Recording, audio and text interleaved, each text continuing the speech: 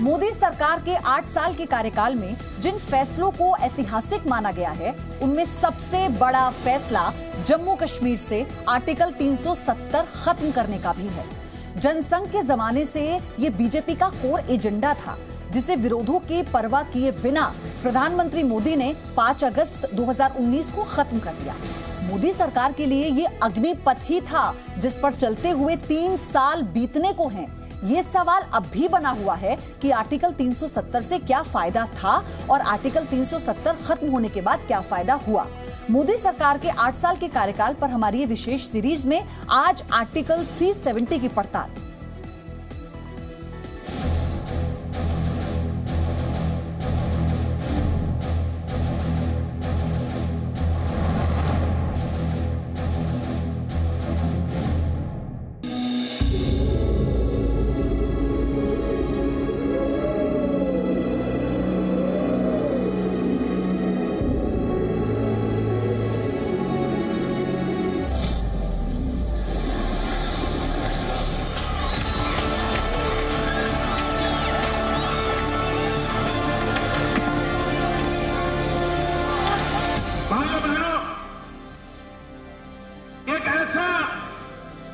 कवच बना लिया है।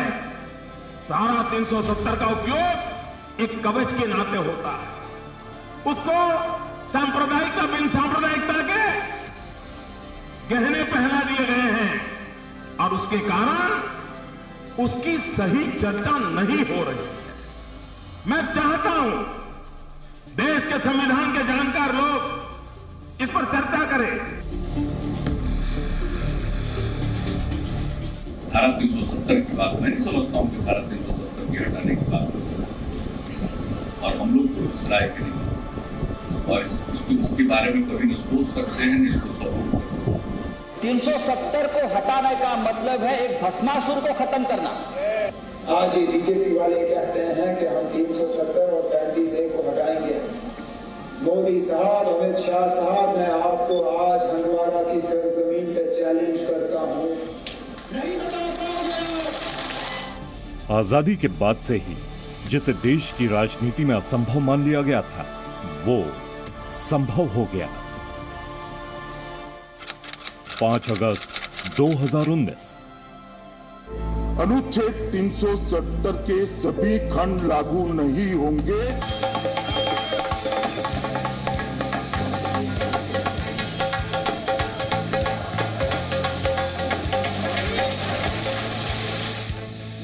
पांच अगस्त 2019 को मोदी सरकार ने संविधान के उस अनुच्छेद 370 को खत्म कर दिया, जिस पर 1947 से ही बहस छिड़ी हुई थी कि एक देश में 2 विधान क्यों।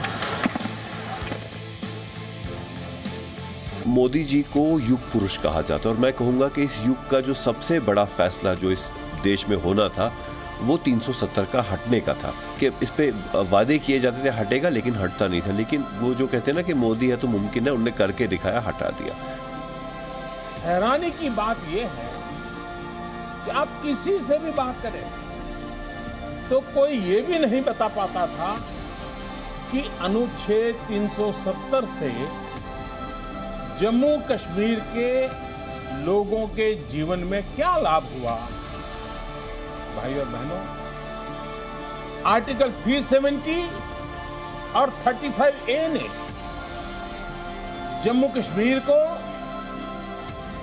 अलगाववाद, आतंकवाद, परिवारवाद और व्यवस्थाओं में बड़े पैमाने पर फैले भ्रष्टाचार के अलावा कुछ नहीं दिया। इन दोनों अनुच्छेद का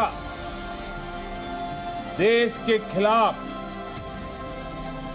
कुछ लोगों की भावनाएं भड़काने के लिए पाकिस्तान द्वारा एक शस्त्र के तौर पर इस्तेमाल किया जा रहा है। बीजेपी ही नहीं बल्कि जम्मू कश्मीर राज्य के जम्मू और लद्दाख के बहुत से लोग भी मानते थे कि उनकी तरक्की में सबसे बड़ा रोड़ा आर्टिकल 370 ही है।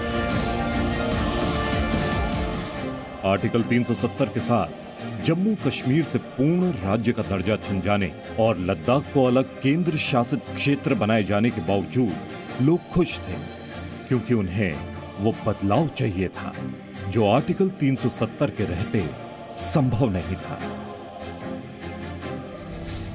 5 अगस्त एक रियलिटी है जिसको हमें एक्सेप्ट करना है कि चेंज हुई।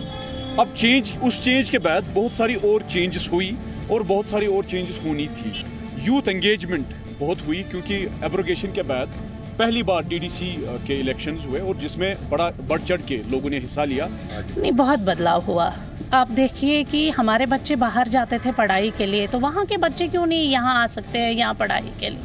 ऐसे ही बहुत सारी चीज़ें, या हमारी बहनें होती थी जिनको अपने हिस्सों से अपने महरूम करते थे। अगर किसी बहन की शादी बाहर होती थी, पैसा आता है सेंटर से, वो पूरा ग्राउंड में खर्च हो जाता है, नहीं तो वो पहले किसी और के जेब में जाता था, अब तो सीधा वो पंचायत में आ जाता है। Just after abrogation of article 370 मैं बोलूँगा कि जो एंटरप्रेन्योरशिप यहाँ की थी, जो इंडस्ट्रियल रेवोल्यूशन हमको चाहिए था, वो गवर्नमेंट ऑफ इंडिया ने श्री नरेंद्र मोदी के नेतृत्व में काफ़ी ज़्यादा बूस्ट हुआ है। हमारी बहुत सारी युवा पीढ़ी जो ऐसी है जिन्होंने ये चीज़ सोचा कि हमें गवर्नमेंट जॉब्स पे डिपेंड नहीं रहना है, हमें कुछ ऐसा तैयार करना है। एक तो हम खुद अपना घर तो चलाए, साथ में 10 लोगों का हमारे साथ जो काम करने वाले लोग होंगे उनका भी घर चले।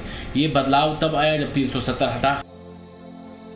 आर्टिकल 370 खत्म करने का एक मकसद कश्मीर से आतंकवाद का अंत करना भी था। एहतियात के तौर पर कुछ कदम उठाने की जरूरत थी। उन कदमों के कारण जो भी परेशानी हो रही है उसका मुकाबला भी वहीं के लोग कर रहे हैं कि आतंकवाद और अलगाववाद को बढ़ावा देने की पाकिस्तानी साजिशों के विरोध में जम्मू कश्मीर के ही देशभक्त लोग डट करके खड़े हुए।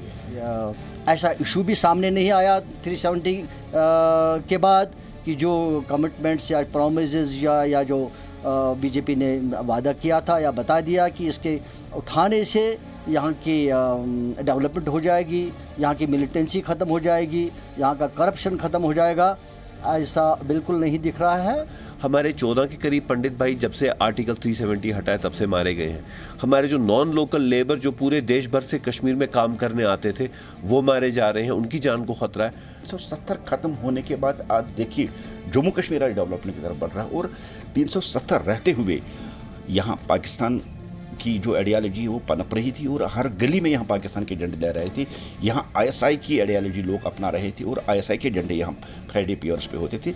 आम जेएंडके के रेजिडेंट के लिए एक नाइटमेयर इस टाइम पे, हमारे लिए तो नाइटमेयर चल रहा है। पंचायत के जो 3 टियर इलेक्शंस थे, कुछ तो पहले ही हो चुके थे और 3rd टियर बाद में आया, उनके पास फंड्स पहुँचे, लेकिन अगर आप उनकी हालत देखेंगे वो भी बहुत बुरी हालत में है। हालांकि ये भी सच है कि सड़क, पुल, स्कूल, अस्पताल और रोजगार जैसी समस्याएं पूरी तरह खत्म होने में वक्त लगेगा और उसके लिए पहली शर्त है शांति, जिसके लिए सेना और अर्धसैनिक बल पहले भी जूझ रहे थे, आज भी जूझ रहे हैं। फिर आर्टिकल 370 खत्म होने के बाद जम्मू कश्मीर में क्या बदला?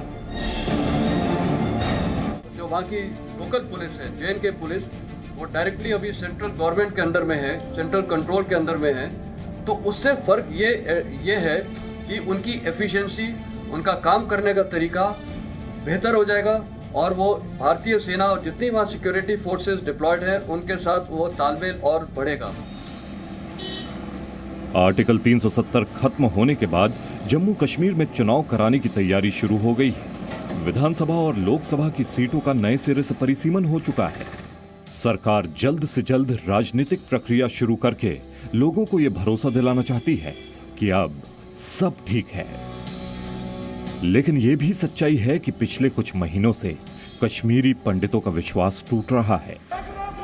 बंद करो। एक के बाद एक कश्मीरी पंडितों की हत्या सरकार के लिए नई चुनौती है। दहशत के इस नए दौर से अमन की वो उम्मीद टूट सकती है जो आर्टिकल 370 खत्म होने के बाद लोगों के दिलों में अंकुरित हो रही है।